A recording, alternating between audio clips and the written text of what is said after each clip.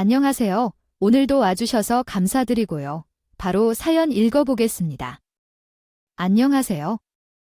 저는 올해 45살이 된 한 가정의 엄마입니다. 예전에는 시어머니와 함께 음식 장사를 하고 지냈죠. 보통은 함께 가게를 한다고 하면 식모에게 물려받은 것이 아니냐고 말하는 사람들이 많은데요. 저는 반대의 경우였어요. 제가 결혼 전부터 먼저 가게를 하고 있었고, 결혼 후에 혼자서 하던 가게에 시부가 아르바이트처럼 일이라도 도와주고 싶다며 제 가게로 온 거였거든요. 저야 전혀 나쁠 일이 없으니까 시어머니가 일하고 싶다는 것을 말리고 싶지 않았어요. 그래서 흔쾌히 우리 가게에서 일을 하는 것을 허락했고요.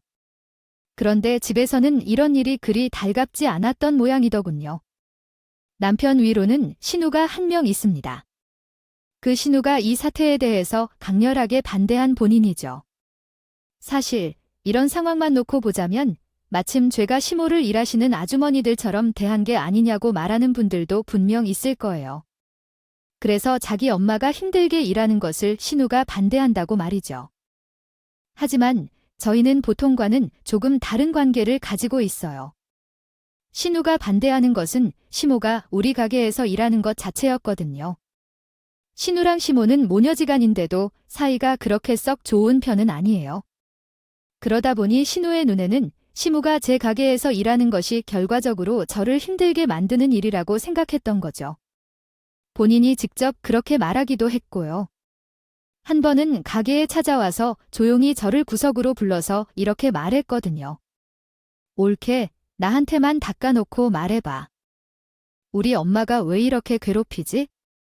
지금 가게에서 나와서 일하는 것도 그냥 보여주기식 쇼고 일은 다 옳게 혼자서 하는 거 아니야? 내가 우리 엄마를 아는데 옳게를 챙기거나 할 사람이 아니거든. 솔직하게 말해봐.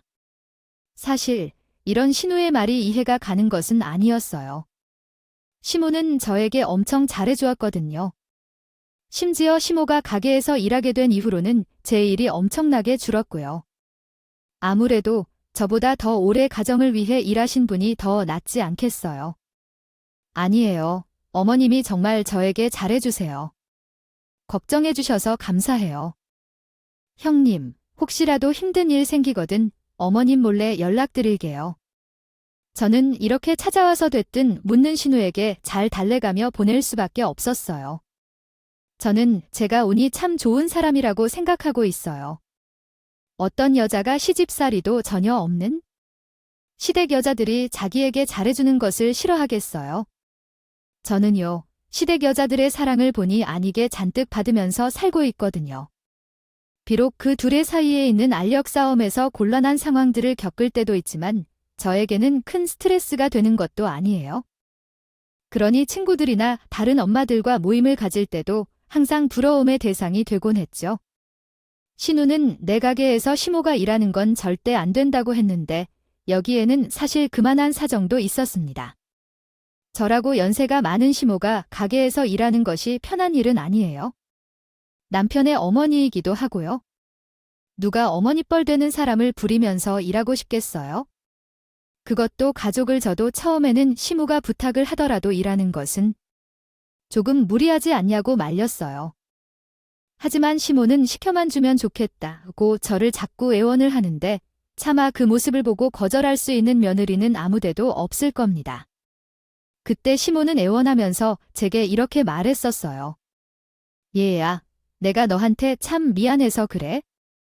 다 늙어서 줄 것도 없는 내가 그래도 사업하는 며느리 하나 들여서 편하게 집에서 살고 있는데 뭐라도 해줘야 하지 않겠니? 내 신우가 나한테 사이가 깨지도 않아서 너도 집에 오면 쉬고 싶을 텐데. 아이, 그러지 못할 때도 많잖아. 괜히 집이 어지럽혀져 있네. 하면서 집안일도 하고 그 모습을 보고만 있으니 도저히 불편해서 나도 안 되겠더라. 그러니 내가 내 가게라도 도우면서 내 마음에 짐을 덜고 싶어서 그래. 제발 나도 나가서 일하게 좀 도와주렴. 시모의 말을 들으면서 나를 정말 좋아하시는구나 싶었어요. 보통은 자기 자식이 먼저라고 생각하는 사람들도 많은데 노는 신우보다 일하는 제가 더 걱정스럽다고 하니까요. 그런 시모가 제발 좀 일하게 해달라고 애원하니 더는 버틸 수 없었죠. 그렇게 15년 함께 일을 하게 된 거예요. 처음에는 가게를 하고 집에서도 일을 하면 너무 힘들었는데 지금은 시모의 도움으로 저는 힘든 거 없이 수월하게 장사를 하고 있어요. 신우의 말과는 다르게 힘든 일들은 대부분 시모가 먼저 나서서 하려고 했어요. 처음 그런 모습을 보일 때는 제가 해도 괜찮다고 저도 그 꿈 알렸어요. 하지만 그런 제 말에도 괜찮다면서 굳은 일은 시모 본인이 다 하려고 했었죠. 그래서 지금은 오히려 전보다 더 편하게 일을 하고 있어요. 오히려 시모는 저에게 굉장히 고마운 존재이자 사업 파트너라고도 볼 수 있었어요. 이렇게 시모와 같이 가게를 열심히 꾸려나가던 어느 날 신우가 평상시와는 다른 분위기로 가게에 찾아와서 시모가 있는지 없는지 살펴보더니 다짜고짜 저를 잡더군요. 그리고 이내 저를 밖으로 끌고 나가더니 큰 소리를 내는 거예요. 옳게, 내 말 못 믿겠어. 우리 엄마랑 대체 언제까지 함께 일하려고 그래? 그 인간, 그렇게 좋은 사람이 아니라니까. 내가 진짜 옳게 생각해서 이런 조언도 하는 거야? 세상에, 어느 신호가 자기 엄마가 나쁘다고 말하겠어? 지금 문제의 심각성을 느끼지 않아? 진짜 우리 엄마의 얼굴을 몰라서 그래? 저 인간, 지금 얼굴에 탈을 쓰고 옳게를 속이고 있다고.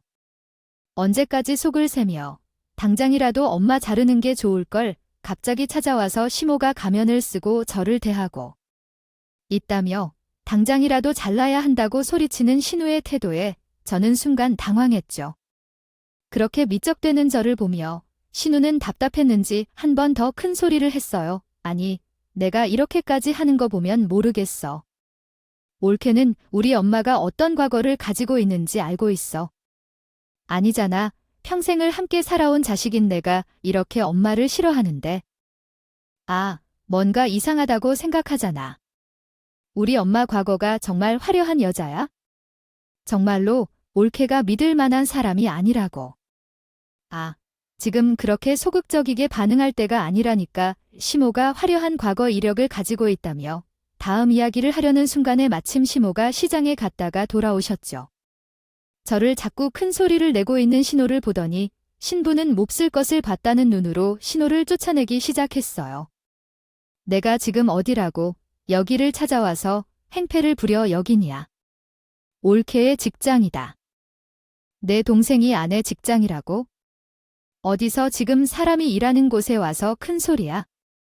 큰 소리는 당장 집으로 돌아가지 못해. 내가 저것도 배 아파서 나온 자식이라고. 여기서 가게 장사 망칠 거 아니면 당장 가라. 2번 다시는 여기에 얼씬도 하지 마. 내 말 알아듣지? 아, 그럼 썩 꺼져. 시모는 신우를 도둑고양이를 내쫓듯 빨리 사라져라. 야단을 치더군요. 처음으로 보는 시모의 모습에 저는 깜짝 놀랐어요. 사실 우리 신우는 일본에서 혼자 오래 살다가 한국에 들어온 지 얼마 안 되었거든요. 남편에게 누나가 있다는 것은 알고 있었지만 결혼식에서 보지 못하다가 최근에 들어와서 신우를 만나게 되었고요. 자기 동생의 결혼식에는 참석할 법도 한데 신우는 우리 결혼식에 참석도 안 했죠. 그래서 결혼 초기에는 남편과 신우의 사이가 좋지 않은가 생각도 했었어요. 제가 결혼 17년 차인데도 신우를 알고 지낸 건 고작 2에서 3년밖에 되질 않았거든요. 그러니 이렇게 친한 척하며 가게에 찾아와서 시모의 욕을 하는 신우는 제게 의문으로 가득한 사람이었어요. 남편도 그래요. 하루는 가게를 마치고 들어온 제게 이렇게 말했거든요. 여보, 요즘 누나가 당신 가게에 자주 찾아간다며 얼마 전에 엄마가 전화 왔더라고. 누나가 당신에게 어떤 말을 하는지는 모르겠는데 저 나랑 가깝게 지내지 않았으면 해. 내 가족이라도 누나는 정말 믿을 사람은 못 되거든. 당신에게 왜 자꾸 접근하는지는 모르겠는데 당신도 가게에 누나가 찾아오더라도 모른 척하고 누나가 하는 말은 대충 흘려들어 정말 믿을 만한 사람이 안 돼요. 알겠지요? 보통은 자기 가족을 믿지 말라고 하지는 않잖아요. 특별히 서로 사이가 나쁜 게 아니라면요. 귀국 후 저에게 자꾸 친한 척 다가오는 신우도 의문이지만 이런 신우를 대하는 가족들의 태도도 저에게는 의문이었어요. 결혼한 지 오래되었는데도 모르는 부분이 많은 집안이라고 생각했죠. 그러던 어느 날이었습니다. 저는 평소에도 건강한 사람이 있고 평생 아픈 곳 없이 살고 있었어요. 나이도 그렇게 많은 편이 아니었고요. 그런데 작년 5월부터였나 몸이 급격히 안 좋아지기 시작하더군요. 이내 살도 쭉쭉 빠지기 시작했고요. 어느 정도였냐 하면 주변 사람들이 저에게 다이어트라도 시작했냐고 물을 정도였어요. 살이 정말 눈에 보이도록 빠졌거든요. 그러다 남편이 제게 건강검진을 받아보는 것은 어떠냐고 권유했고, 저도 몸이 안 좋았으니 흔쾌히 하겠다고 했어요. 그렇게 받은 건강검진 결과는 가히 충격적이었죠. 검사를 받고 결과를 듣기 위해 앉은 진료실에서는 말도 못해 충격을 받았어요. 위험 3기입니다. 평소에도 몸이 좋지 않으셨을 텐데 왜 이렇게 늦게 검사를 받아보셨어요? 지금 상태로는 아주 위험합니다. 암이 지금 복막까지 전이가 된 상태예요. 여기 보시면 이 부분이 전이가 된 부분입니다. 최대한 빠른 시일 내로 수술을 받으시는 게 좋을 것 같습니다. 우선 보호자분도 관련 내용을 밖에서 자세히 들으시죠. 의사의 말에 너무 충격을 받아 안내를 받은 곳에서 한 말들은 전혀 기억이 나질 않았어요. 제가 암이라는 판정을 받고 나서 충격을 받은 것은 저 혼자만이 아니었죠. 남편은 물론 시모도 충격을 받아 쓰러졌거든요. 집 분위기가 발칵 뒤집어진 거예요. 충격에 쓰러졌던 시모가 일어나서 가장 먼저 한 일은 저를 찾는 것이었어요. 얘야, 우리 며느리 암이라고 해서 포기하지 마라. 요즘은 암도 전부 치료가 가능한 병이야. 요즘에는 뭐 국가에서 지원도 많이 해줘서 옛날만큼 돈도 많이 들어가지 않는다더라. 아이, 그리고 돈이 문제겠니? 너 이제 3기다. 암 3기면 수술만 하더라도 살 수 있는 확률이 높은 병이야. 알겠니? 절대 포기해서는 안 된다. 내가 포기하면 암도 이겨낼 수 없는 거야? 알겠지? 절대로 포기할 생각하지 마라. 나랑 내 남편이 내 곁에 항상 있다는 걸 생각해. 그리고 금쪽 같은 자식을 두고 갈 거니 엄마라면 이겨내야지. 시모는 암 진단을 받은 적에 많은 힘이 되려고 노력하셨어요. 물론 남편도요. 자식에게는 제가 암이라는 것을 섣불리 말할 수가 없었어요. 아직 이해하기 어려운 나이였으니까요. 남편 회사의 사정을 이야기하고 최대한 빠르게 제가 수술을 받기 위해서 힘을 썼죠. 암은 하루가 다르게 전이하거나 변화할 수 있었으니까요. 저 대신에 병원에 몇 번이나 우갔는지 몰라요. 제 병으로 인해 집안의 분위기는 이전과는 달리 항상 무거워졌죠. 본인이 암이라는 진단을 받고 어느 누구라도 우울하지 않을 수 없을 거예요. 만약에 초기에 발견했더라면 쉽기도 했고요. 이제까지 사는 게 바빠서 건강검진을 제대로 꼬박꼬박 받지 않은 과거가 너무 후회되는 순간이었죠. 그렇게 급하게 수술 날짜를 잡고 저는 위에 70%를 절제하는 대수술을 받을 수밖에 없었습니다. 수술 이후에 제 삶은 이전과는 전혀 다른 세상이 되었죠. 암이 수술만 하면 끝나는 병이 아니잖아요. 수술 후에는 생각보다 긴 시간을 회복을 위해 병원에 입원했어야 했고 항암 치료도 받게 되었어요. 예전과 달리 먹는 것도 자유롭지 못한 시간이 계속되었고 12회나 진행해야 했던 항암 치료는 사람을 더 병들게 만들더군요. 암 후에 경험한 사람들에게 가장 힘든 것이 뭐냐고 물으면 단연 항암 치료라고 말하는 이유를 저도 이때 깨달았어요. 항암 치료는 정말이지 견디기 힘든 것이었죠. 그것도 저는 한 달에 2번씩 항암 치료를 했어야 했거든요. 항암 치료를 받는 동안은 너무나 고통스러워서 정말이지 삶을 포기하고 싶던 순간이 엄청 많았어요. 사람이 이렇게까지 해서 살아야 하나 싶었죠.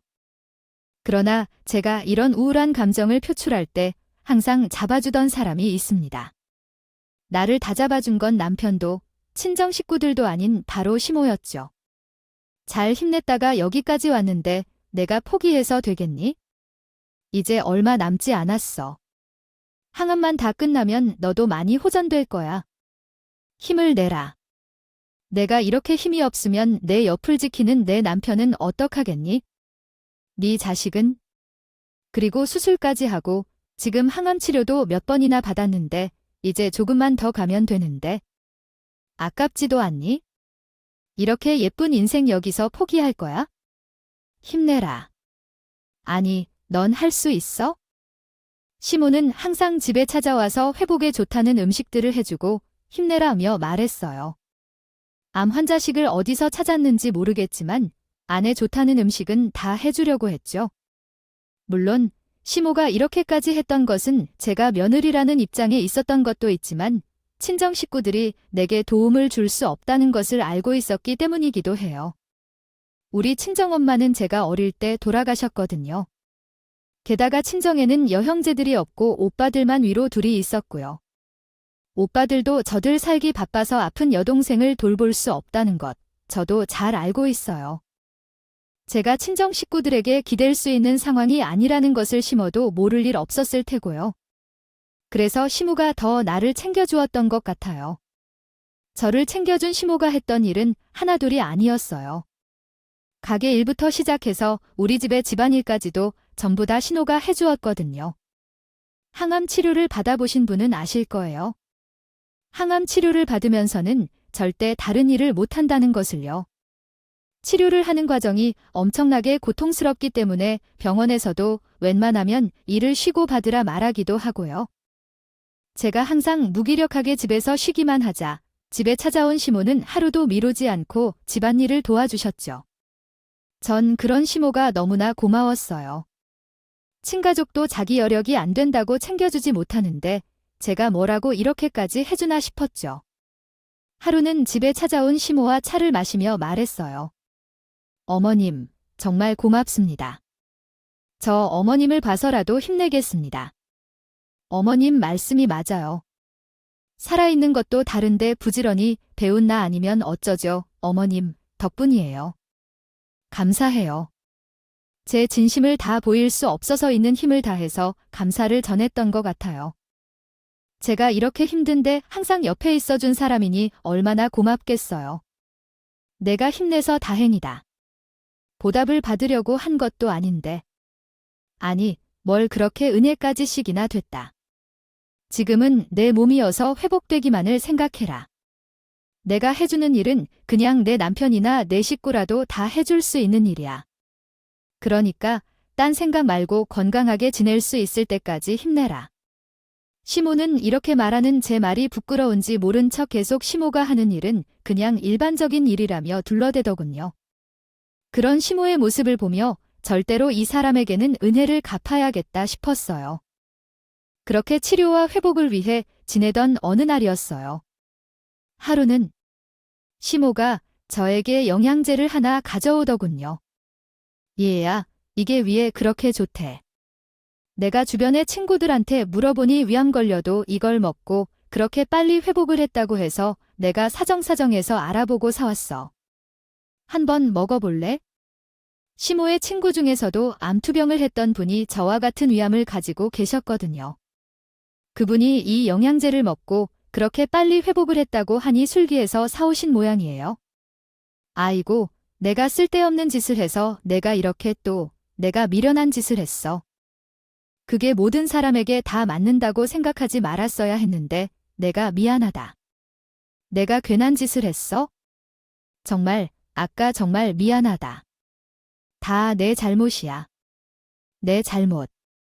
응급실에 실려온 저를 앞에 두고 시모는 본인이 괜한 짓을 했다며 자책하기 바빴죠. 전 그냥 나와 맞지 않는 영양제를 먹어서 그렇다며 그런 식물을 달라고 했어요.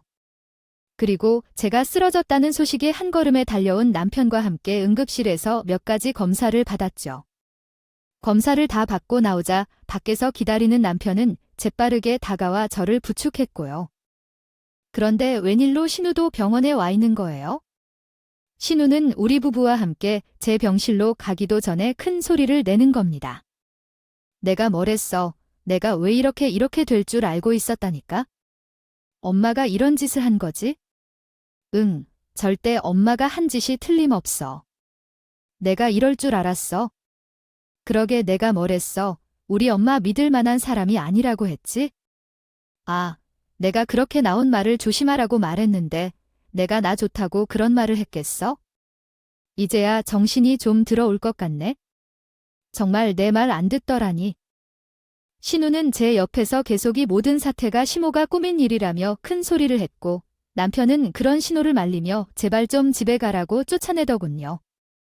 오랜만에 본 신우가 여기까지 찾아서 경고하는 것을 보니 속으로는 진짜 친구가 일부러 나한테 영양제를 먹인 건가 하는 의문이 생기더군요. 사람이 참 간사하지만 정황상으로는 신우의 말이 믿을만 했으니까요. 점차 시모에게 의심이 되기 시작했죠. 그렇게 남편과 시모와 함께 병실을 정리하고 전 쓰러지듯 남편의 차에 몸을 실었어요.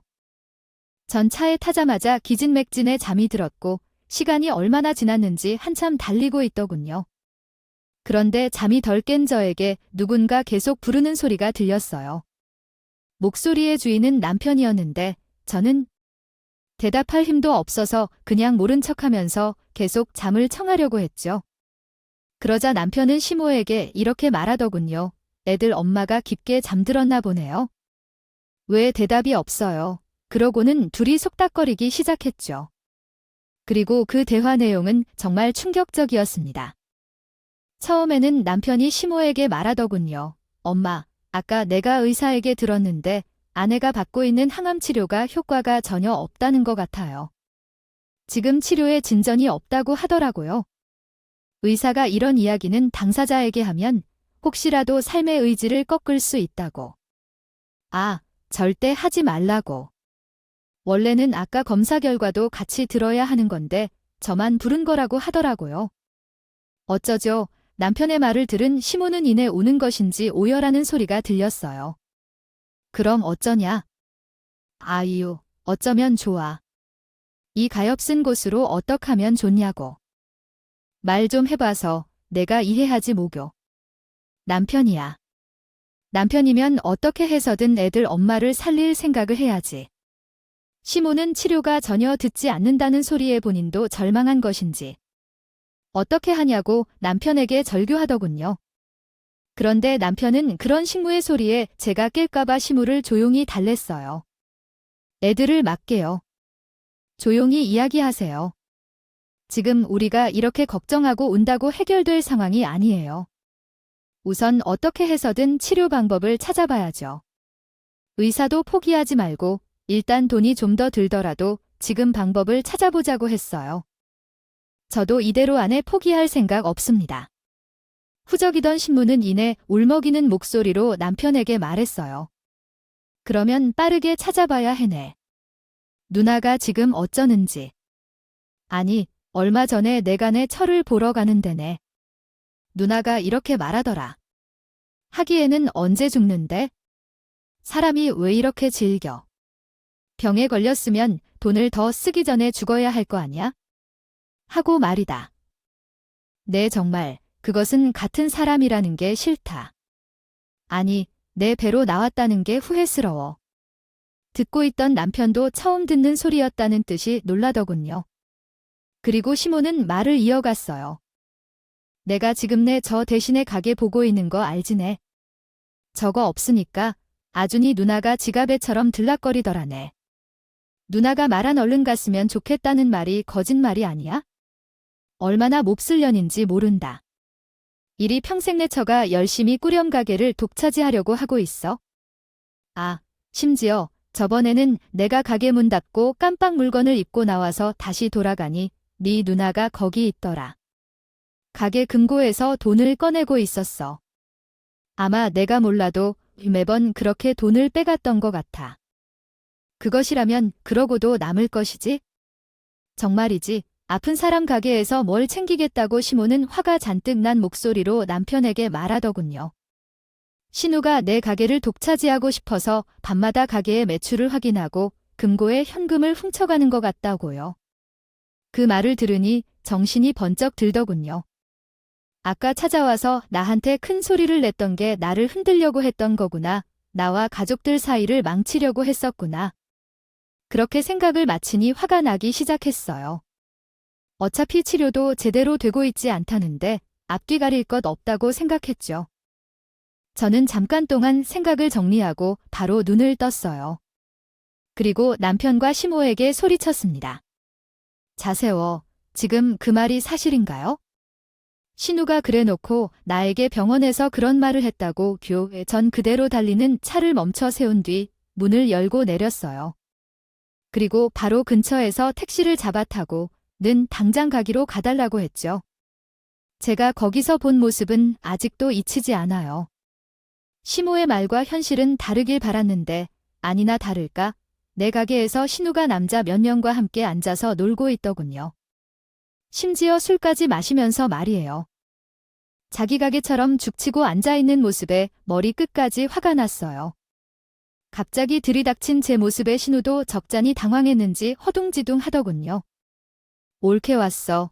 아니 오늘 모험도 안 좋다는데 빨리 집에 들어가서 쉬지. 우리 엄마한테 가게 맡기면 어떻게 될지 모르니까. 내가 가게 운영하고 있었어. 그러니까 걱정 말고 와. 어서 들어가. 술에 취해서 비틀거리면서 하는 말이 정말 가짜지도 않더군요. 저는 그런 신우와 남자들에게 소리쳤어요. 여기 계신 분들 무단 침입으로 경찰에 신고하기 전에 다 나가요. 내 가게에서 다 나가라고. 여기가 어디냐고 함부로 들어와서 술판을 벌이네. 평소 얌전했던 제가 소리치니 놀란 신우와 남자들은 제 눈치를 보며 가게를 나가더군요. 갑자기 올라온 혈압과 병원에 갔던 일 때문인지 저도 잠시 비틀었지만 이내 정신을 차리고 주변을 살펴보기 시작했어. 시모가 했던 말대로 신우가 내 가게를 차지하려고 했던 정황을 찾아 했으니까요. 저는 먼저 가게의 CCTV를 찾아보기 시작했어. 가게에 설치된 CCTV는 누구도 손대지 못하도록 열쇠로 잠겨있는 방에 있었는데 역시나 여기에는 아무도 손대지 못했더군요. 저는 좋지 않은 몸으로 그날 밤새 CCTV를 돌려봤어. CCTV에는 밤에 금고에 손을 대는 신우의 모습도 그대로 찍혀 있었어. 소리까지 녹음되는 것은 아니어서 신우가 돈을 들고 웃으며 나가는 모습만이 녹화되어 있었어요. 그 모습을 보니 손이 부들부들 떨리더군요. 내가 이런 것에 말에 속아 흔들렸다는 것이 너무나 후회스러웠죠. 그렇게 CCTV를 확보하고 가게를 나가기 위해 문을 잠그고 있으니 옆집 가게의 사장님이 제게 인사를 하더군요. 응, 자네. 이제 몸 괜찮아. 이렇게 나와도 되는 거야? 아직 편치는 않아요. 걱정해 주셔서 감사합니다. 그냥 일상적인 인사를 오가는데 옆집 사장님은 이상한 말을 제기하더군요. 내가 이런 말을 해서 되는지 모르겠는데 자, 내 신우라는 사람한테 가게를 맡기는 건 안 좋을 것 같네. 내가 저번에 그 사람이 남자랑 나가면서 하는 말을 들었는데 아이고, 그래서 신우라는 사람이 뭐라고 말했는지 아나? 자, 내가 곧 죽을 사람이래. 그리고 자네가 가면이 가게가 자기 것이 된다면서 아주 떵떵거리면서 옆에 있던 남자한테 소리를 치더라고. 아니, 내가 참 남 이야기 뒤로는 하는 거 안 좋아하는 사람인 거 알지? 그런데 정말 큰 소리는 듣고는 못 참겠더라고. 차는 시모한테도 말했는데 시모도 몰랐던 사실인지 몰라더라고. 자네가 이렇게 왔으니 내 말하는 걸 새 뭐라고요? 사장님, 죄송한데 혹시 그거 증명할 수 있는 자료 있을까요? 제가 꼭 필요해서요. 다행히 옆집 사장님은 신우가 하는 소리를 녹음해서 가지고 계시더라고요. 신우는 참 대단하게도 옆집 사장님에게도 제가 죽으면 여기 사장은 자기가 될 거라면서 자랑하고 다녔다고 해요. 그래서 옆집 사장님이 통화를 하는 척하며 녹음을 해두었다고 하더라고요. 신우는 참 대단한 사람이었어요. 그렇게 집으로 들어가니 시모와 남편이 밤을 새운 것 같은 모습으로 저를 기다리고 있더군요. 그렇게 가버리면 어떡하니? 몸도 안 좋은 애가 어딜 갔다 온 거야네. 남편도 얼마나 걱정했는지 모른다. 그래, 당신. 그렇게 나가버리면 어떡해? 내가 엄마랑 얼마나 걱정한 줄 알아? 조금만 늦었으면 경찰에 실종 신고하려고 했어. 그렇게 소리치는 둘의 목소리에도 지지 않고 시모에게 물었어요. 왜 신우의 행동을 여태 나한테 숨겼냐고 말이에요. 시모는 한동안 가만히 있더니 이내 한숨을 푹 쉬고 신우의 과거를 말해주더군요. 내가 네 남편한테도 못한 이야기가 있다. 바로 너 남편 누나 이야기지? 옛날에는 정말이에요. 신유에게 꼼짝도 못하고 살았어요. 내가 애가 어찌 그리 되바라진 건지 평소에도 성격이 그리 나빴는데 고등학생이 되고부터는 자기도 어른이라며 엄청 대들었어요. 심지어 남편에게 손까지 올리는 것을 규막은 적도 있었어요. 남편도 친누나가 무서워서 아이 지금까지도 오랜만에선 대들지 않아요. 너도 느꼈겠지만 말이죠. 저는 시모의 말에 놀랐어요. 처음 듣는 이야기였거든요. 시모한 남편은 신유의 괴롭힘에 힘든 나날을 보냈었다고 해요. 어떻게 남자가 여자한테 당하고 사냐고 하겠지만 저는 이해가 갑니다. 신우는 남편만 한 덩치를 가진 여자였거든요. 제가 이렇게 생각하고 있으니 시모는 말을 이어가더군요. 그래서 내가 내 신우를 먼 곳으로 보내려고 무척이나 노력했어. 신우가 20살이 되자마자 일부러 찾고 찾아 외국으로 시집을 보냈지. 주변에서 돈 많은 일본 남자가 한국인 여자를 찾는다는 말을 들었거든. 얘기를 듣고는 내 자식이구나 버리고 얼른 보내야겠다 생각해서 성인이 되자마자 보냈지. 사실 나도 그때 결혼 보내면서 제법 많은 돈을 받기도 했고 나도 그때는 딸이 너무 무서워서 그렇게라도 해야겠다 싶었어. 나도 엄마 노릇을 못한 건 사실이고 인정을 하고 있단다. 근데 그 돈으로는 이전에 신우에게 돈을 빼앗겨서 힘든 생활비를 보탰었지. 그런데 그 남자가 죽고 말았어.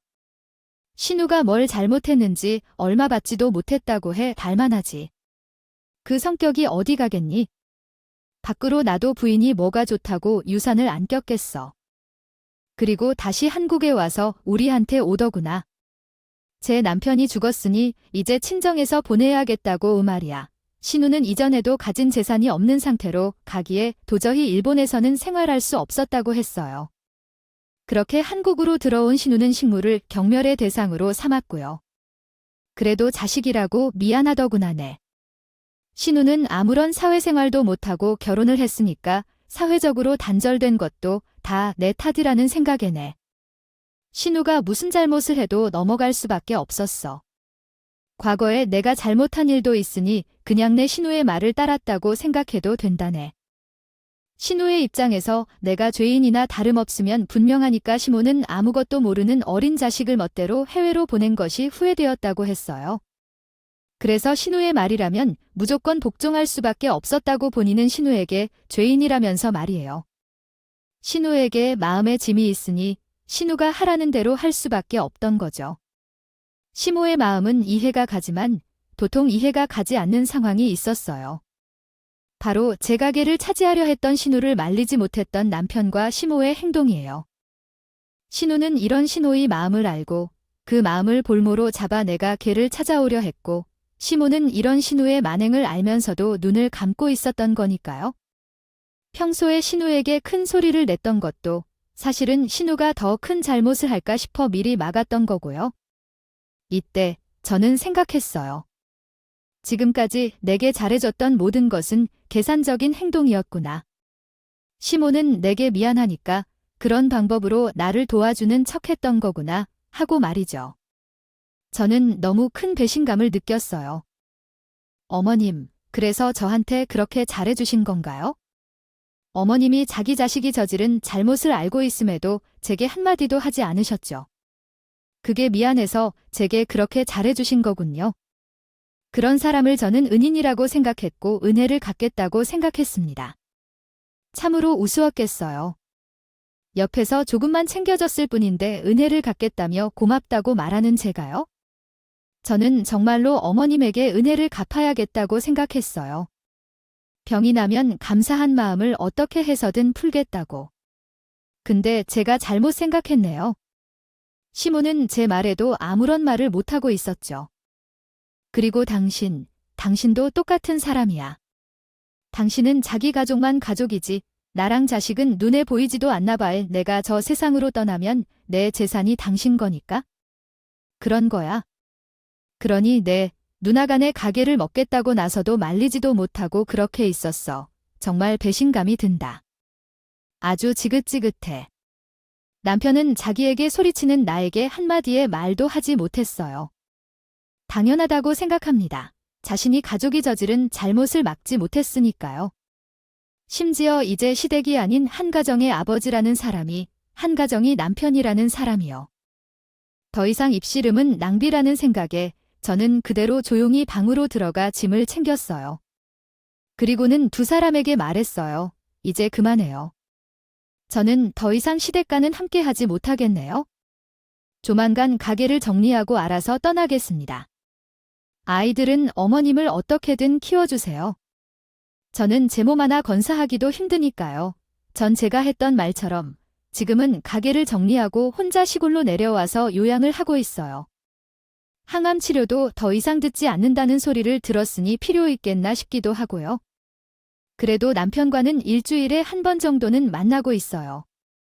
시댁식과 남편 그러나 그 중간에 낀 내 자식들은 잘못이 없었으니까요.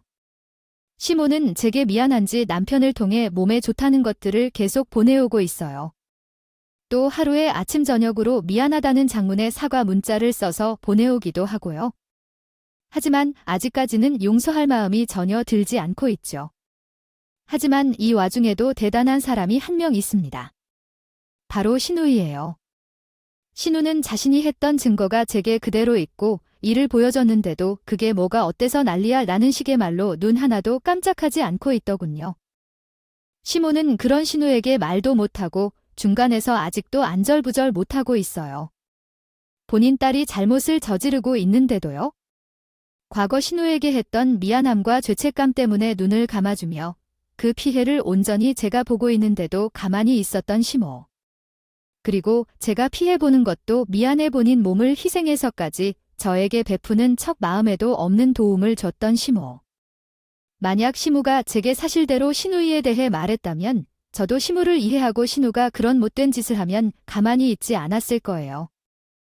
근데 시모는 본인 마음 편하자고 그런 본인 딸을 가만히 냅둔 거죠. 시모는 열심히 사는 저보다 죄를 짓고 있는 자식이 먼저였던가 봐요. 저도 그런 가족의 모습을 더 이상은 보기 싫어서 신우와 시모는 전혀 만나고 있지 않아요.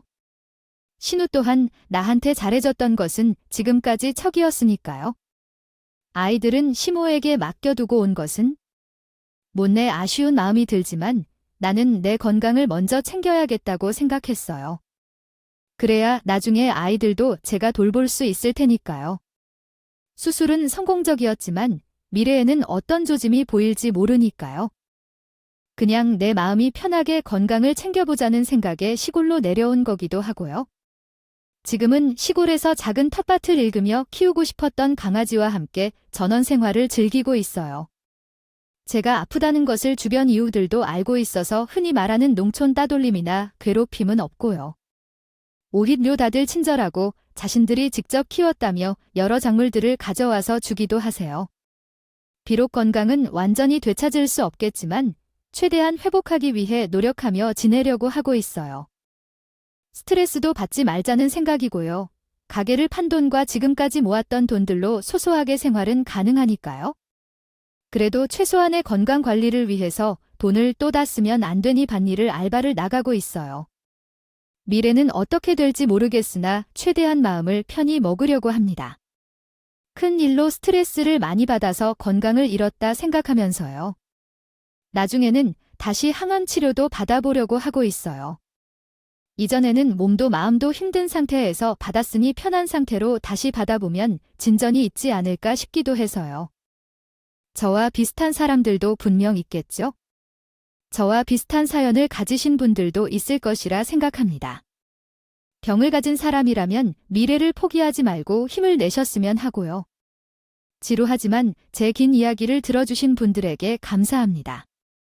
항상 건강하고 편안한 생활을 이어가시길 바라요. 오늘도 끝까지 함께 해주셔서 감사하고요. 다음 영상으로 또 찾아뵙겠습니다.